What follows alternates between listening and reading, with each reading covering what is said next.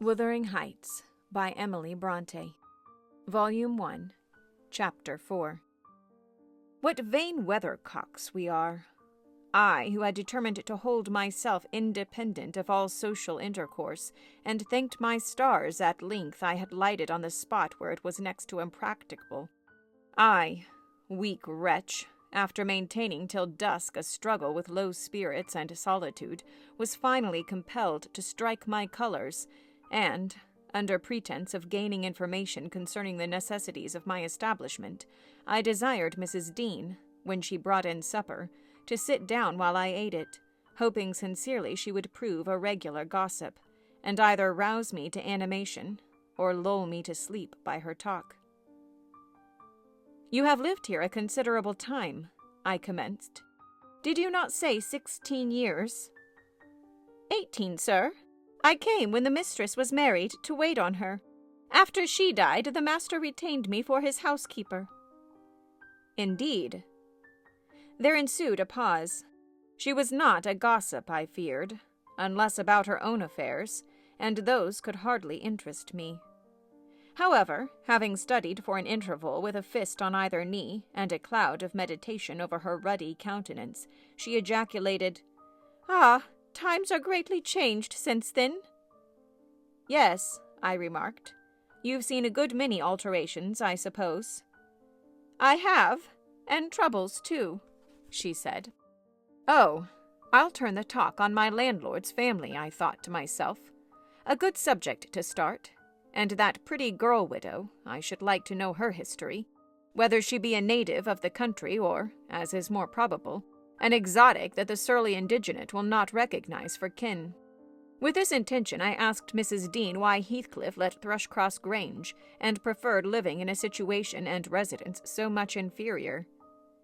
"Is he not rich enough to keep the estate in good order?" I inquired. "Rich, sir?" she returned.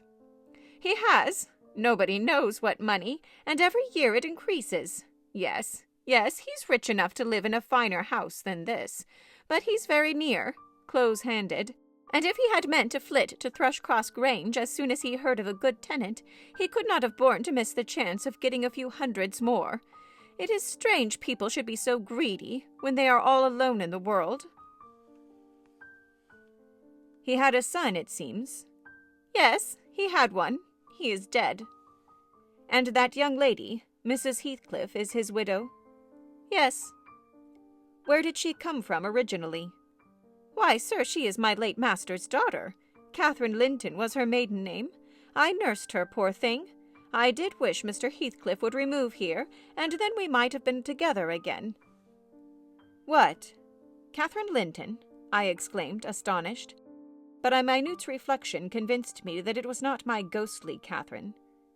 "Then," I continued, "my predecessor's name was Linton." "It was." "And who is that Earnshaw, Hareton Earnshaw, who lives with Mr. Heathcliff? Are they relations?" "No, he is the late Mrs. Linton's nephew." "The young lady's cousin, then?" "Yes, and her husband was her cousin also, one on the mother's, the other on the father's side. Heathcliff married Mr. Linton's sister." "I see the house at Wuthering Heights has Earnshaw carved over the front door. Are they an old family?" "Very old, sir, and Hareton is the last of them, as our Miss Cathy is of us. I mean of the Lintons. Have you been to Wuthering Heights? I beg pardon for asking, but I should like to hear how she is." "Mrs. Heathcliff? She looked very well, and very handsome, yet I think not very happy." "Oh dear, I don't wonder. And how did you like the master?" "A rough fellow, rather, Mrs. Dean. Is not that his character? Rough as a saw-edge, and hard as a whinstone. The less you meddle with him, the better." "He must have had some ups and downs in life to make him such a churl. Do you know anything of his history?" "It's a cuckoo, sir. I know all about it, except where he was born and who were his parents, and how he got his money at first. And Hareton has been cast out like an unfledged dunnock. The unfortunate lad is the only one in all this parish that does not guess how he has been cheated." Well, Mrs. Dean, it will be a charitable deal to tell me something of my neighbors. I feel I shall not rest if I go to bed, so be good enough to sit and chat an hour." "Oh, certainly, sir. I'll just fetch a little sewing, and then I'll sit as long as you please. But you've caught cold. I saw you shivering, and you must have some gruel to drive it out." The worthy woman bustled off, and I crouched near the fire. My head felt hot, and the rest of me chill. Moreover, I was excited, almost to a pitch of foolishness, through my nerves and brain. This caused me to feel, not uncomfortable, but rather fearful, as I am still, of serious effects from the incidents of today and yesterday. She returned presently, bringing a smoking basin and a basket of work, and, having placed the former on the hob, drew in her seat, evidently pleased to find me so companionable. "Before I came to live here," she commenced, waiting no further invitation to her story, "I was almost always at Wuthering Heights, because my mother had nursed Mr. Hindley Earnshaw, that was Hareton's father, and I got used to playing with the children. I ran errands, too, and helped to make hay and hung about the farm ready for anything that anybody would set me to. One fine summer morning, it was the beginning of harvest, I remember, Mr. Earnshaw, the old master, came downstairs, dressed for a journey, and after he had told Joseph what was to be done during the day, he turned to Hindley and Cathy and me, for I sat eating my porridge with them, and he said, speaking to his son, 'Now, my bonny man, I'm going to Liverpool today. What shall I bring you? You may choose what you like, only let it be little, for I shall walk there and back, 60 miles each way. That is a long spell.' Hindley named a fiddle, and then he asked Miss Cathy. She was hardly 6 years old, but she could ride any horse in the stable, and she chose a whip. He did not forget me, for he had a kind heart, though he was rather severe sometimes. He promised to bring me a pocketful of apples and pears, and then he kissed his children good-bye and set off. It seemed a long while to us all, the 3 days of his absence, and often did little Cathy ask when he would be home. Mrs. Earnshaw expected him by supper-time on the 3rd evening, and she put the meal off hour after hour. There were no signs of his coming, however, and at last the children got tired of running down to the gate to look. Then it grew dark. She would have had them to bed, but they begged sadly to be allowed to stay up, and just about 11 o'clock the door-latch was raised quietly, and in stepped the master. He threw himself into a chair, laughing and groaning, and bid them all stand off, for he was nearly killed. He would not have such another walk for the 3 kingdoms. And at the end of it, to be flighted to death, he said, opening his great coat, which he held bundled up in his arms. "See here, wife, I was never so beaten with anything in my life, but you must e'en take it as a gift of God, though it's as dark almost as if it came from the devil." We crowded round, and over Miss Cathy's head I had a peep at a dirty, ragged, black-haired child, big enough both to walk and talk. Indeed, its face looked older than Catherine's, yet when it was set on its feet it only stared round and repeated over and over again some gibberish that nobody could understand. I was frightened, and Mrs. Earnshaw was ready to fling it out of doors. She did fly up, asking how he could fashion to bring that gypsy brat into the house when they had their own bairns to feed and fend for, what he meant to do with it, and whether he were mad. The master tried to explain the matter, but he was really half dead with fatigue, and all that I could make out amongst her scolding was a tale of his seeing it starving and houseless, and as good as dumb in the streets of Liverpool, where he picked it up and inquired for its owner.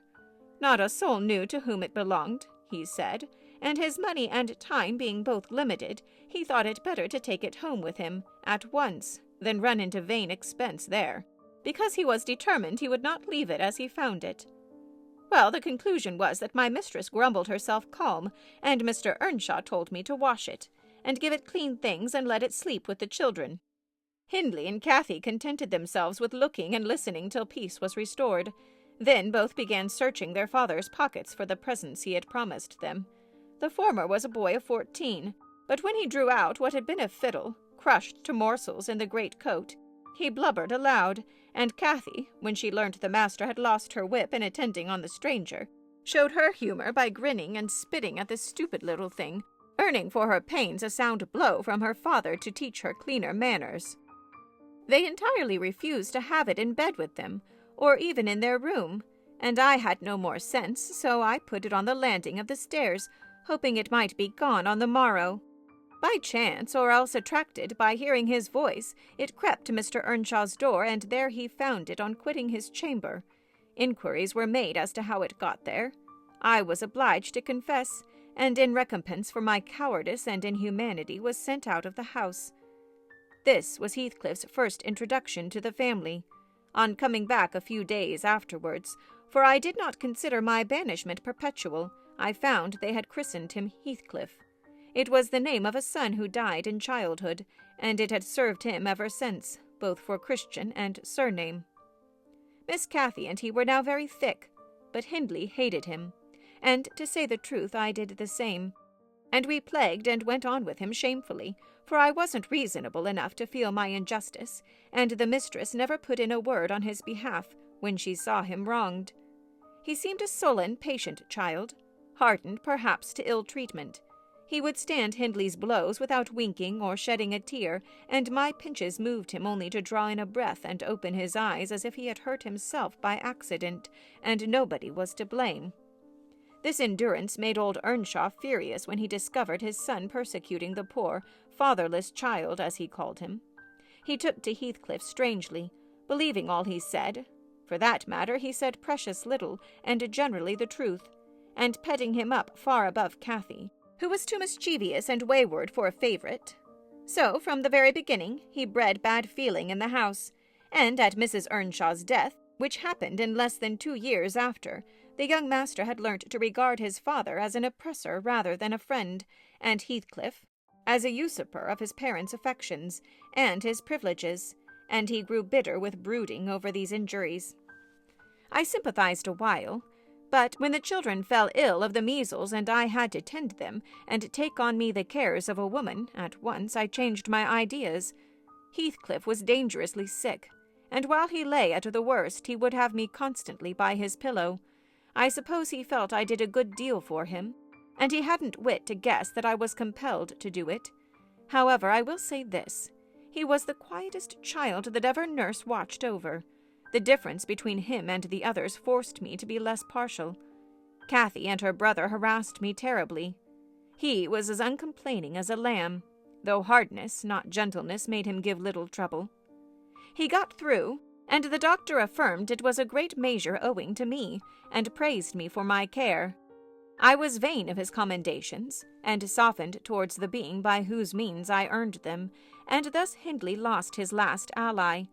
Still, I couldn't dote on Heathcliff, and I wondered often what my master saw to admire so much in the sullen boy who never, to my recollection, repaid his indulgence by any sign of gratitude.